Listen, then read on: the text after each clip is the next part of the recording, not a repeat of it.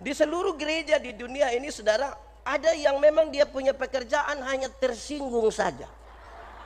Sedikit-sedikit mau keluar dari gereja, sedikit-sedikit dia mau bikin. Ada juga. Apa yang tidak ada di sini? Ada yang kalau dia bicara dia mau supaya semua orang dengar. Tapi apa? Tapi dia tidak mau memberi telinga untuk mendengar dari orang lain. Ada juga.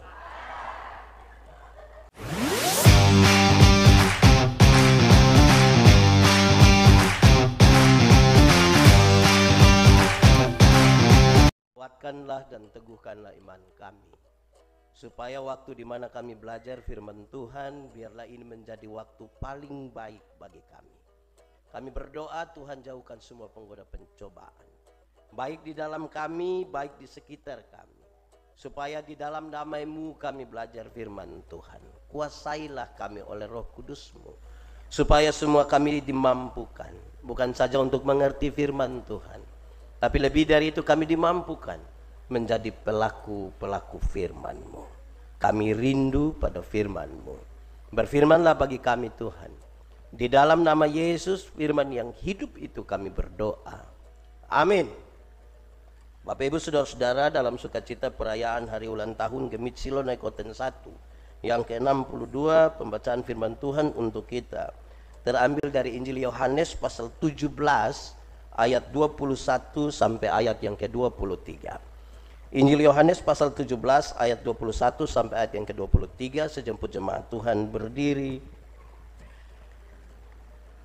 Supaya mereka semua menjadi satu, sama seperti Engkau ya Bapa, di dalam aku dan aku di dalam Engkau, agar mereka juga di dalam kita, supaya dunia percaya bahwa Engkaulah yang telah mengutus aku, dan aku telah memberikan kepada mereka kemuliaan yang Engkau berikan kepadaku, supaya mereka menjadi satu, sama seperti kita adalah satu. Aku di dalam mereka dan Engkau di dalam aku, supaya mereka sempurna menjadi satu, agar dunia tahu bahwa Engkau yang telah mengutus aku dan bahwa Engkau mengasihi mereka sama seperti Engkau mengasihi aku. Demikian firman Tuhan. Berbahagialah setiap orang yang mendengarkan firman Allah dan yang memelihara di dalam hidupnya. Haleluya. Haleluya, haleluya, haleluya.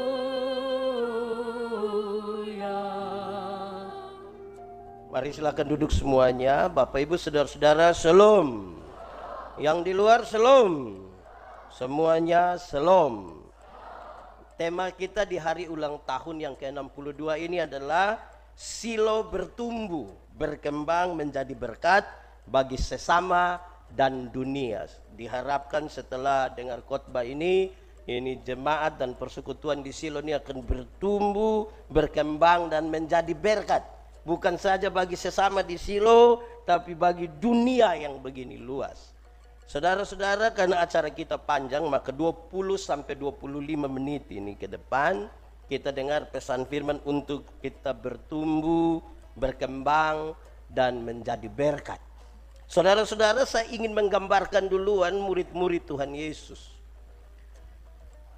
Murid-murid Tuhan Yesus itu sebagian dari mereka adalah nelayan-nelayan kecil di Galilea. Saya harus pakai kata kecil untuk mengatakan bahwa ada orang dalam persekutuan jemaat yang status sosialnya rendah. Tetapi pada saat yang sama ada orang yang punya jabatan sedikit di situ, kan ada pemungut cukai. Ada Lewi pemungut cukai. Roma menaksir pendapatan dari satu wilayah. Dia lelang jabatan. Siapa mau dia pungut dari tempat itu, dia kirim ke Roma, tapi dia boleh makan di situ. Pada saat yang sama ada juga politisi di situ. Ada Simon orang Selot yang anti Roma. Dia tidak suka kepada Roma oleh karena penindasan. Dia mau bikin revolusi yang besar sekali. Saudara bisa bayangkan ini perjumpaan hanya 12 orang dengan latar belakang yang berpotensi berkelahi tiap hari dan tidak ada waktu bertumbuh, berbuah, berkembang. Satu mengabdi pada Roma, satu anti Roma. Kalau dorang dua ketemu di luar Tuhan Yesus, sudah bakalai, sudah lama itu. Ada juga karakter, ada yang seperti Petrus yang sedikit ceplas-ceplos dan agresif. Ada apa-apa dia mesti maju duluan. Ada apa-apa dia mesti omong duluan. Sampai separuh bilang hanya lusa, tidak ada orang lain. Ada juga yang seperti Andreas yang lebih pendiam. Dia diam-diam, dia tidak banyak bicara. Tapi Petrus yang ceplas-ceplos itu, Andreas yang perkenalkan Yesus kepada, mari datang. Itu baru 12 orang saja sudah begitu banyak. Mereka punya latar belakang yang harus dikelola bersama-sama. Silo di 62 tahun ini berapa kakak? Berapa? 900 kalau kali 4 maka kira-kira 3.600 jiwa. Wih, ngeri itu. Itu ngeri itu kalau mau bangun bersama-sama atau mau bakalai bersama-sama. Itu ngeri itu. Saudara-saudara, konteks bergereja hari ini, saudara-saudara, coba kita tinggalkan sedikit 12 murid Yesus. Konteks ini menarik. Di seluruh gereja di dunia ini ada orang yang betul-betul dia rindu sekali mempersembahkan hidupnya untuk pelayanan. Waktunya, tenaganya, uangnya, dia kasih pelayanan. Itu di seluruh gereja di dunia. Ada juga yang memang dia hanya omong saja, tapi kerja dia tidak ada. Itu juga ada juga di Silo juga ada toh. Ada yang kalau pertemuan itu dia hanya mau bertanya saja, bertanya begitu rupa sampai akhirnya dia jawab sendiri dia pun pertanyaan. Di Silo ada juga begitu. Saudara yang bilang oh ini kita hanya tanya-tanya. Di semua gereja di dunia ini saudara-saudara ternyata ada yang semua program dia mau usul. Semua dia usul. Betapa pentingnya untuk pelayanan. Usul. Tapi dia sekikir sekali. Tidak pernah Ada juga. Ada ikut ibadah sekarang. Di seluruh gereja di dunia ini saudara. Ada yang memang dia punya pekerjaan hanya tersinggung saja. Sedikit-sedikit mau keluar dari gereja. Sedikit-sedikit dia mau bikin. Ada juga. Apa yang tidak ada di sini? Ada yang kalau dia bicara dia mau supaya semua orang dengar. Tapi apa? Tapi dia tidak mau memberi telinga untuk mendengar dari orang lain. Ada juga. Saudara, dalam konteks pembacaan tadi, ini adalah bagian terakhir dan segera setelah itu Tuhan Yesus akan berjumpa dengan pengkhianatan dan dia akan meninggalkan 12 muridnya. Bahkan akan meninggalkan secara fisik kita semua. Dan dia sungguh tahu bahwa baik murid, baik jemaat hari ini penuh dengan kepelbagaian dan macam-macam. Terlalu banyak. Ada yang kalau kerja tapi pas makan. Ada juga. Ada yang dia datang acara itu hanya mau bungkus. Nah, saudara bayangkan ya kira-kira begitu. Itu saya kasih di awal. Nah, waktu 20 menit ya diam-diam kita ngomong. Baik. Saudara-saudara, sekarang secara fisik Tuhan Yesus akan meninggalkan mereka. Bagaimana kasih tinggal mereka dengan berbagai-bagai rupa ini akan mengelola sebuah kelompok bersama supaya cita-cita, saya kira cita-cita semua gereja, supaya akan bertumbuh, berkembang dan menjadi berkat bagi dunia. Bagian doa Yesus ini menarik. Harapannya adalah supaya mereka itu menyatu di dalam kasih. Sama-sama 1, 2, 3. Supaya mereka menyatu di dalam kasih. Berbagai-bagai rupa orang yang ada di situ dengan latar belakang dan sifat yang beda-beda itu kalau tidak ada kasih di antara mereka sulit bertumbuh, sulit berkembang. Jumlah mungkin tambah banyak karena kelahiran, domisili dan lain-lain, tapi bertumbuh bersama sesuatu yang repot kalau tanpa kasih. Itu satu ciri khas utama yang Tuhan mau supaya pada murid-murid ada itu kasih. Hukum Taurat ada 10, dijabarkan jadi 613 pasal. Dari 613 pasal ada ribuan peraturan hidup setiap hari yang kemudian Tuhan Yesus simpulkan dia dalam 2 kalimat saja, mengasihi Tuhan dan mengasihi sesama. Dari 2 kalimat itu Tuhan menyimpulkan dia cukup dalam satu kata, yaitu kasih. Anak sekolah minggu biasa lebih detail. K-A-S-I. Dia punya ref menarik. Kasih itu tidak suka. Ah, sudah cukup. Di sini ada yang suka marah-marah. Itu tidak ada kasih toh. Nah, saudara-saudara, saya bicara sabar duluan dulu. Kan kita mau mengelola banyak orang tanpa kesabaran, ini repot ini. Alkitab itu memberi pesan kuat tentang sabar. Sabar itu ada 2. Satu, sabar terhadap situasi. Sabar terhadap apa? Ada situasi yang kita rindu harus segera selesai, tapi Tuhan bilang apa? Sabar. Ada penyakit yang kita mau supaya segera selesai, tapi Tuhan bilang apa? Sabar. Ada pembangunan gereja yang kita harapkan harus segera selesai sudah, tapi Tuhan bilang. Ada jemaat yang supaya malas dengar pendeta khotbah dan dia sudah mau jalan, tapi firman bilang sabar terhadap situasi. Yang kedua, sabar terhadap orang. Sama-sama sabar terhadap orang. Ada orang-orang tertentu di dalam gereja itu yang terlalu menjengkelkan.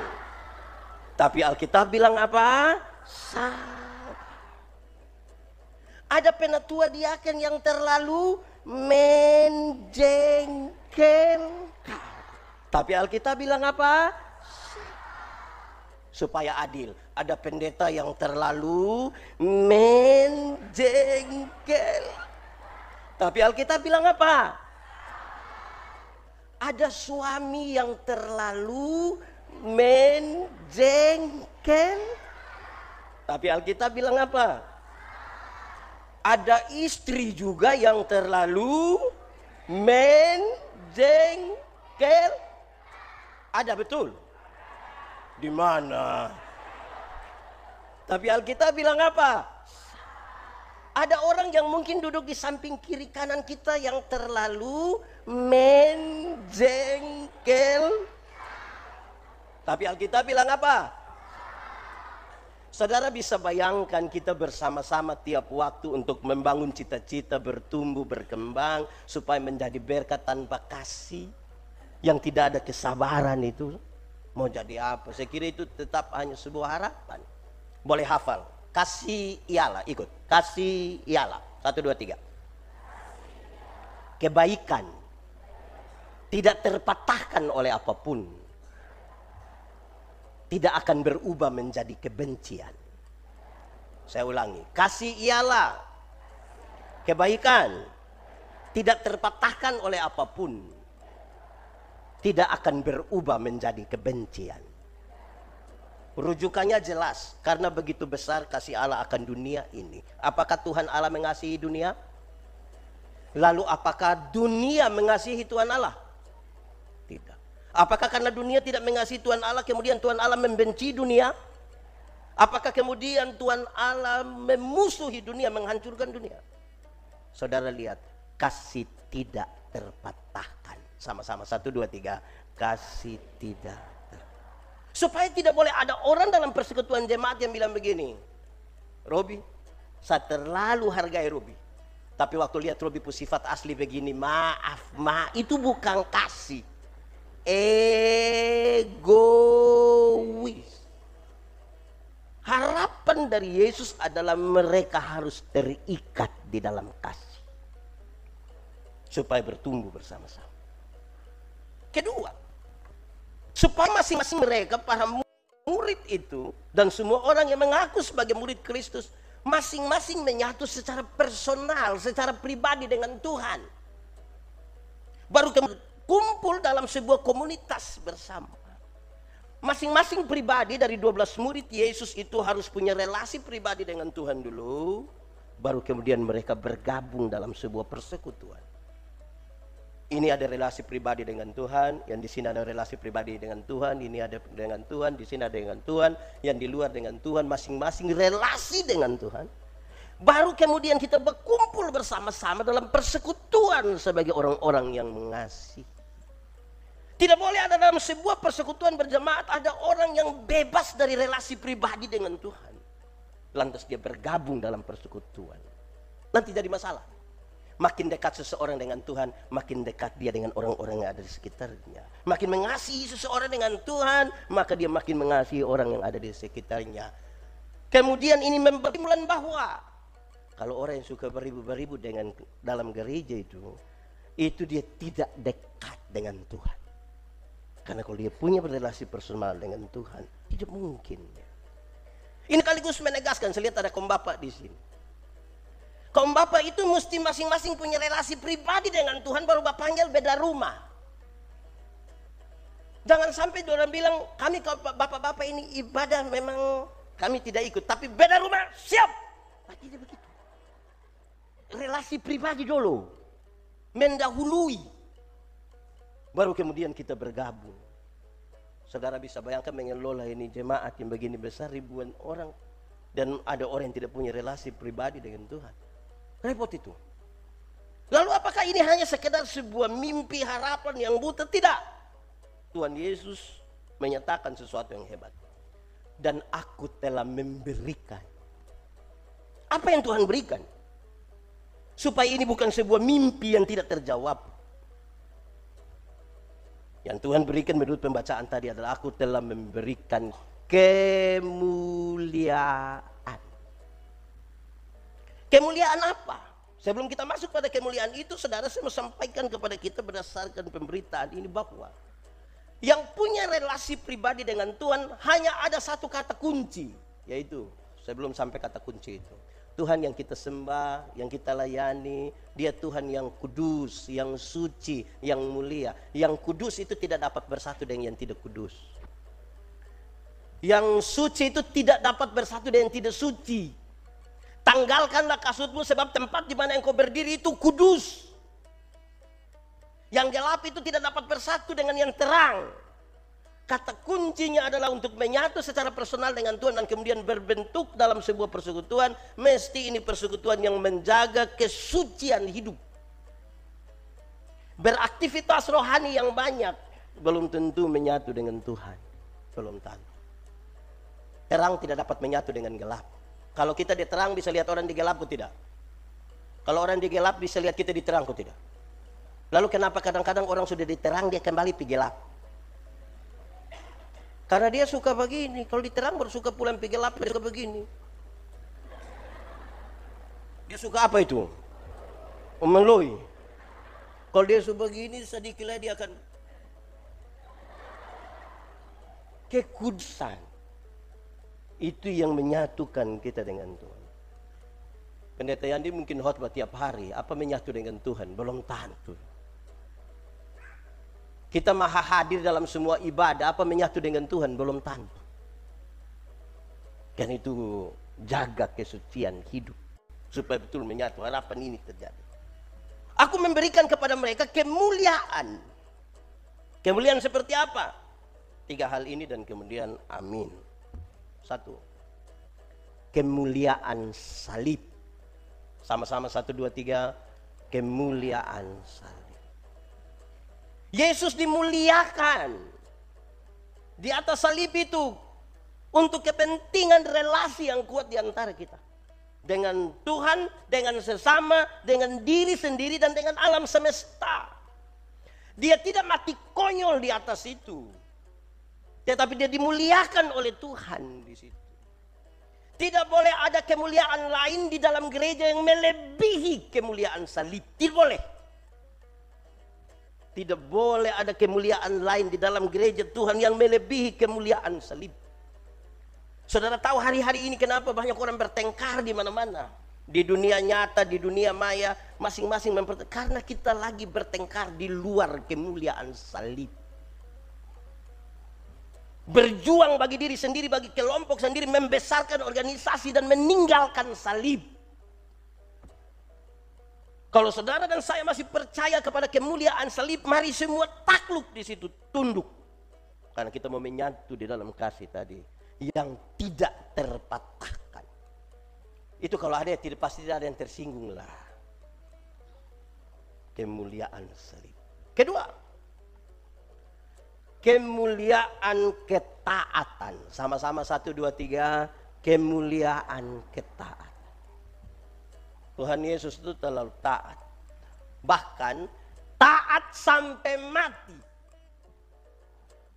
Tidak boleh ada satu orang pun di dalam gereja yang oleh karena apapun dia kemudian menjadi tidak taat. Dia mesti tunduk, taat.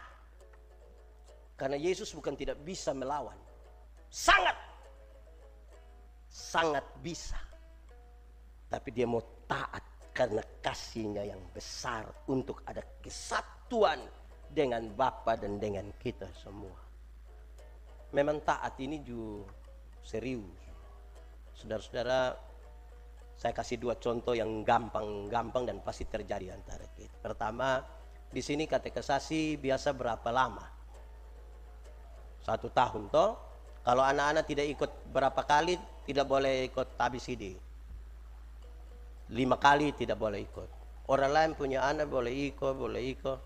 Terus ada orang tua datang tanya pendeta, Desember nanti ada ABCD kok? Iya. Kenapa? Woi, kita punya anak yang sekolah dokter di Bandung itu anak terlalu pintar. Itu dosen belum tahu, dia sudah tahu semua. Kenapa dia? Nanti kalau dia datang boleh tabis memang kok. Pendeta yang tidak bisa begitu. Pak, kenapa orang lain pu anak boleh taat, kok ikut, betul pu anak sudah mau. Di katekisasi itu tidak ajar orang bunuh orang. Kok taat, kok ikut, kenapa? Di sini juga ada. Faham? Itu salah, jangan masuk di situ. Kedua, ini contoh ringan-ringan saudara. Contoh, sekretaris jemaat itu seringkali dia tulis, hampir kita mau bilang sia-sia juga tidak juga, tapi ada kesan sia-sia. Mau bagi ini penatua diaken untuk melayani ibadah 1-2 itu biasa pagi tambah sore. Yang sore itu seringkali biar mau tulis 100 kali dan tinta emas. Selalu ada alasan untuk kita tidak ikut. Betul kok? Kalau kita tidak taat tidak bisa. Ini kan mau jadi berkat ini. Mau jadi berkat tanpa ketaatan bagaimana? Saya membayangkan saudara ada satu waktu mungkin usulan-usulan dari jemaat makin kuat supaya ibadah persiapan perjamuan kudus itu hapus sudah. Karena ikut persiapan nanti 10 orang yang datang untuk perjamuan itu kita tutup satu naik koten ini kan semua datang. Lalu kita bicara jadi berkat. Tidak usah pikir yang terlalu tinggi-tinggi dulu dari yang ringan-ringan ini. Ya, sudah 20 menit toh. Ketiga, terakhir. Kemuliaan nama. Sama-sama, 1, 2, 3. Kenapa pendeta taruh nama di situ? Dulu Tuhan itu tidak dikenal. Dirasa terlalu jauh. Tidak tahu dia di mana, dia nama siapa dia, tidak ada orang tahu. Sampai ada satu waktu ketika Musa berjumpa dengannya. Terus Musa bertanya, Tuhan, nanti kalau ada yang tanya, saya mau kasih tahu bilang siapa suruh. Terus Tuhan pergi kasih tahu bilang, aku adalah aku, mengutus aku kepadamu.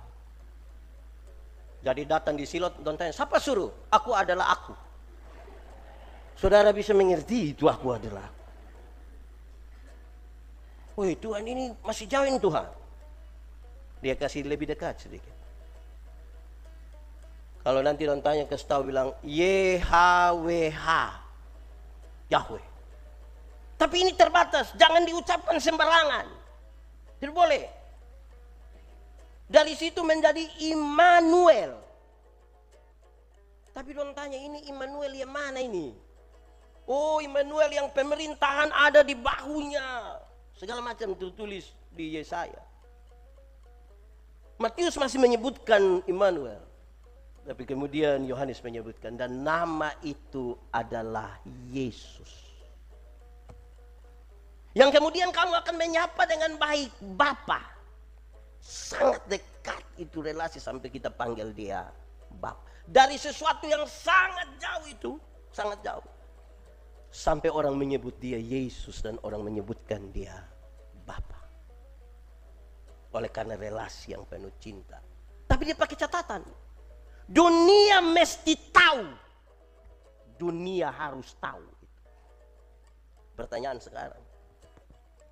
Apa yang kita buat supaya orang tahu bahwa Yesus itu menyatu di dalam kita dan kita di dalam Kristus, Kristus di dalam dia dan kita adalah satu. Kalau Anda dikenal dunia sebagai milik Tuhan, maka Tuhan mesti kelihatan dalam hidupmu. Onesimus bekerja di perkebunan milik Filemon. Tidak tahan bekerja, bangun lari karena tangkap masuk penjara. Paulus injili dia, terima Tuhan Yesus. Habis masa tahanan, Paulus bilang pulang kembali ke Filemon. Dia bilang, Bapak tidak bisa. Ini kita pulang, kita kena pukul, kena bunuh mati. Sudah engkau pulang, nanti saya tulis surat. Filemon, yang pulang ini bukan budak, yang pulang ini orang merdeka. Yang pulang ini bukan musuh, yang pulang ini saudara kita yang kekasih. Filemon menyambut budak ini, Tuhan menyambut budak ini seperti menyambut seorang sahabat. Dorang dua makan sama-sama, orang heran. Bisa budak yang melarikan diri disambut seperti sahabat. Dorang tanya, kok bisa begitu? Dua orang ini bilang begini, Tuhan kami mengajarkan kami hal itu. Orang yang tidak kenal Tuhan kepingin tahu, Tuhan macam mana yang bisa ajar orang. Seorang Tuhan bisa menyambut budak dengan sangat rendah hati. Orang ingin mencari Tuhan. Orang ingin. Dari yang kita lakukan itu orang ingin mengenal Tuhan mana yang kita sembah. Dan dunia mesti tahu itu. Hari ini harus terhapus di Silo kalau ada orang berani mengatakan kamu pipi gereja masa-masa. Pernah dengar itu kalimat? Atau sendiri omong? Mesti hilang itu kalimat yang kamu pipi gereja masa-masa. Dunia mesti tahu bahwa Yesus di dalam kita, kita di dalam dia, dia di dalam Bapa itu. Jadi satu semua. Saudara, orang-orang yang diselamatkan karena kasih yang besar, Tuhan titipkan di gereja. Orang-orang yang sudah selamat itu Tuhan titip di gereja. Memang dong mati masuk surga, tapi kan kalau mati toh, saya biasa tanya orang, surga lebih baik atau dunia lebih baik? Surga atau dunia lebih baik? Yakin surga lebih baik? Kalau begitu siapa mau pergi sekarang? Mulai agak tertahan di situ tuh. Ah, belum waktu Tuhan, belum waktu Tuhan. Nah, dia titip di gereja. Dia titip di gereja. Gereja yang mengurus sehabis-habisnya orang yang Tuhan titipkan kepadanya, gereja itu diberkati. Tapi kalau gereja tidak mengurus sehabis-habisnya orang-orang yang Tuhan titipkan kepadanya, gereja itu tidak diberkati. Dia hanya sibuk dengan pertengkaran-pertengkaran. Tidak diberkati. Tapi ada juga yang menarik dari orang-orang yang dititip. Ada orang-orang yang Tuhan titip di gereja, dia pindah-pindah gereja. Ini di sini ada ibu-ibu yang ada bunga hias, bunga-bunga yang begini ini. Ada kok yang piara-piara di rumah, ada begini kok. Ibu siapa? Omong saya tidak minta juga kita maksud. Ada kok ibu yang piara bunga begini, ada kok. Coba tanya ibu yang piara bunga begini, berapa lama baru pindah pot? 3 bulan ada? 6 bulan? 6 bulan bisa toh? 1 tahun mengkali baru pindah. Tidak juga toh. Mungkin suruh rusak buang baru kas pindah toh. Kalau tiap minggu itu ibu kas pindah pot, itu bunga mati. Kalau tiap bulan, tiap minggu pindah pot, mati.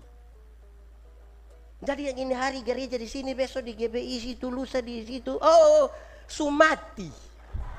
Kapan mau bertumbuh, berkembang kalau sudah mati? Bertumbuh itu keputusan untuk menetap.